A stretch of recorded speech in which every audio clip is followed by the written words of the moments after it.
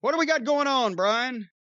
Well, Jim, I did want to bring something up to you that normally we would say for the drive-thru, and although I'm sure we'll get some questions on the drive-thru, because we are reviewing AEW Full Gear on the drive-thru this week, we're not going to have as many questions, so if you don't mind, I'd like to ask you a question or two here today on the experience. Well, I guess, because we want to give the people their money's worth, and they certainly won't get it out of Full Gear. Possibly our review, maybe, but anyway, go ahead. Well, this question was sent to cornydrivethru@gmail.com from Sam in Toronto.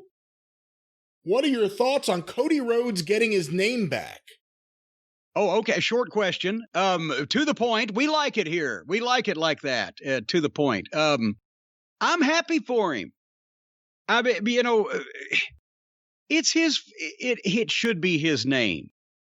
He of all people should be able to call himself Cody Rhodes. And I couldn't believe that they didn't consider that loophole when he didn't start working somehow under that name before the contract or whatever. But regardless of what I think about the program that he's currently on, he's one of the high spots on it normally. But yeah, he deserves it.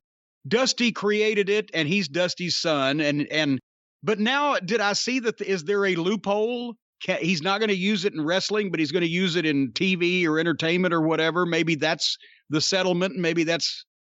I didn't see that. I didn't know about that. I read something about that he said, well, maybe I still won't use it in wrestling. Like maybe that might have been part of the settlement, which I think is pretty damn shitty on the WWE's part if that is. But for fuck's sake, everybody knows he's Dusty's son, and it should be his name.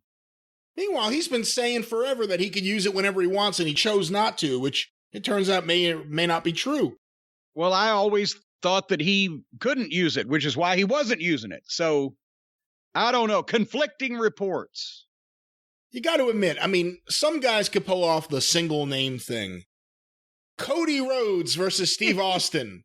Or Cody versus Steve Austin. To me, it doesn't pass the name test. Yeah, that's the problem. That's not a single name. That of all, most times single names are not names unless it's the something. Just unless you're Liberace or Cher. Toya Nobori. See what I mean? But I'm happy for Cody. And hopefully he'll use it wrestling, because once again, the name test. Or maybe he can change it to Tits McGee. Who knows? Just at least have two names. I don't know. I heard WWE agreed to drop their claim on Rhodes and let him be Cody Rhodes if Brandy agreed to never call herself a Rhodes ever again. And maybe just a rumor. I don't know. But no, Cody dropped his claims. He was trying to trademark anything his father had anything to do with. Like the Match Beyond and Slamboree. I just saw that he dropped those because WWE was contesting those. Well, but I don't blame him. I got to admit, I don't think he has any rights to those. Well, but here's the thing. Maybe that was part of the day. Drop trying to trademark everything, and we'll just let you have this thing. I don't know.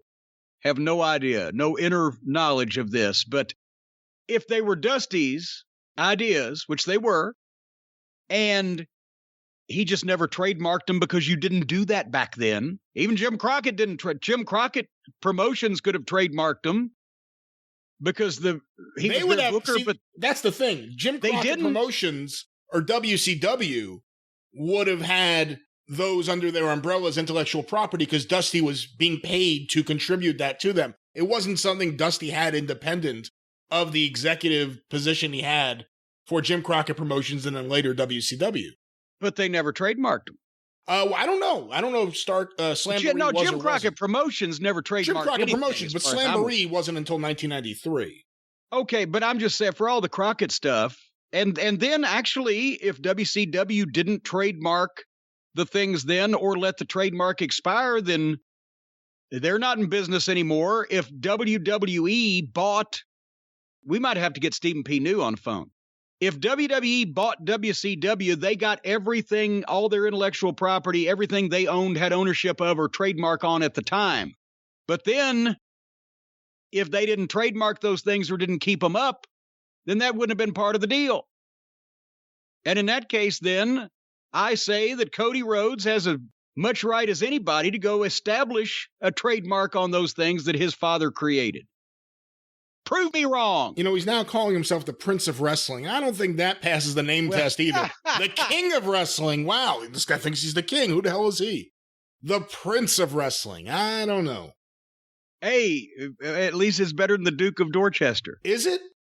But is it? No, actually, I don't know. No, the Prince of Wrestling sounds a little hoity-toity. Hey, we're by the way, before we get back on this, hold that thought. We're doing stand-up interviews in Memphis at the Coliseum one night, right? And we get there at 6:00 and we do interviews for an hour and a half for the local towns. And Lance is in front of a black sheet with a microphone. Randy West is running the camera. And we all sit there and Dundee tells us who's going to pop up. And Lance reads the card and then we go in and do the promo on our match. But Lance is reading the cards. I'm managing Duke Myers. You're a Calgary standout, was a big star in Tennessee years ago. And also at the time, Tommy Gilbert was under a hood, a mask, as the Ace of Spades. That's right. And so Lance is running down the card and he says, and Bobby Fulton faces the Ace of Spades. Terry Taylor takes on the Duke of Myers. And so I came in singing, Duke, Duke, Duke, Duke of Myers, Duke, Duke. Terry Taylor, you're going to feel those Dukes. And we didn't have a lot of time for retakes. That reminds me, I have a promo somewhere that I love. It's from 83 Mid-Atlantic. It's Bill Ward doing the promos, and he brings in Dick Slater and Bob Orton Jr., who were, a great heel tag team at various points from the mid-'70s on. And he says, come on in, Dick Slater, Dory Funk Jr., and Dick Slater's talking. The whole time, Bob Orton's just standing there, his arms are crossed, doesn't say a word, and then finally at the end he goes, Bill Ward, do I look asleep? He said, no. He says, don't call me Dory Funk Jr. He walks off. But what I was going to say before with Cody, we keep seeing these commercials for whatever this show was. The reason he dropped the TNT title and dyed his hair black for 2 weeks, because he went off to film this show. Is it airing yet? When does this show air? We've been seeing commercials for like 2 months, it seems like. I'm not into that particular department. He's Cody Rhodes in those commercials. Well, good, because he can be now.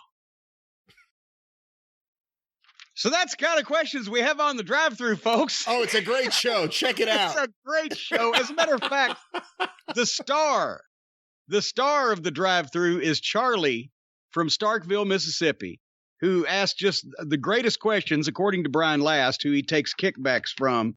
But anyway, Charlie actually emailed me instead of you this week. So he's playing both sides here. But the bone of contention was that I believe on this past week's program, I stirred you up. I said, well, why didn't Charlie just send in the musical submissions that we play on the drive-thru also? And then he'd just have a part in every bit of the program, right?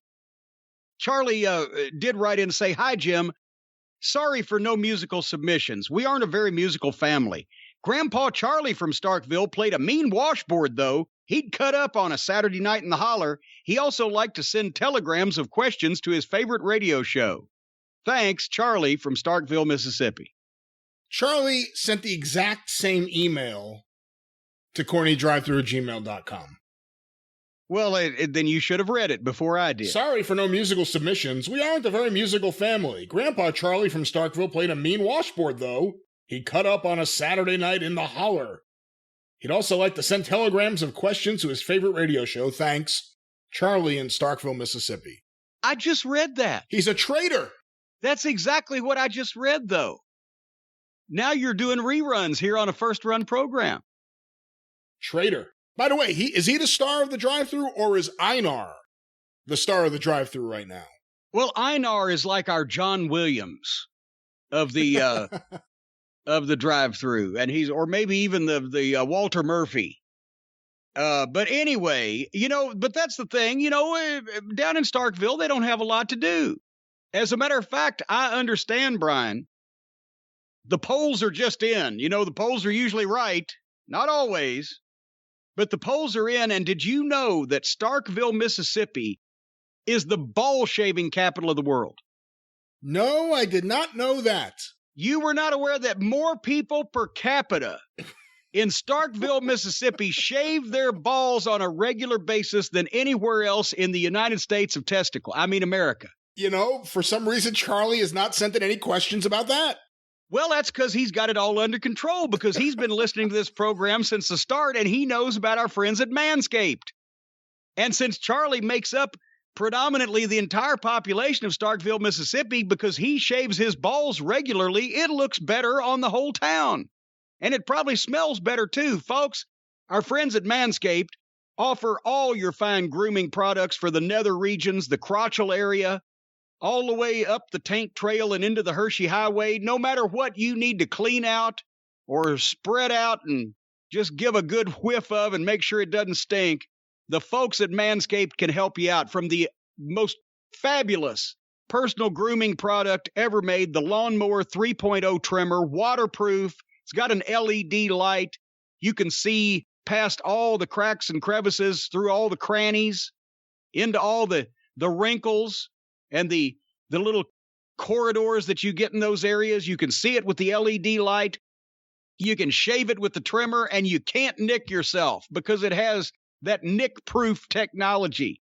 Also, the Weed Whacker ear and nose hair trimmer.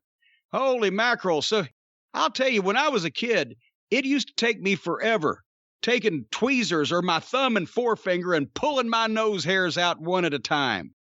But fortunately, last week I was able to quit that shit because the Weed Whacker ear and nose trimmer, it's easier on you, let me tell you that. Also, there's the Crop Preserver Ball Deodorant, the Crop Reviver Ball Toner, the Crop Mop Ball Wipes, so you can be ready to think on your feet and then get horizontal in the twinkling of an eye if something comes up.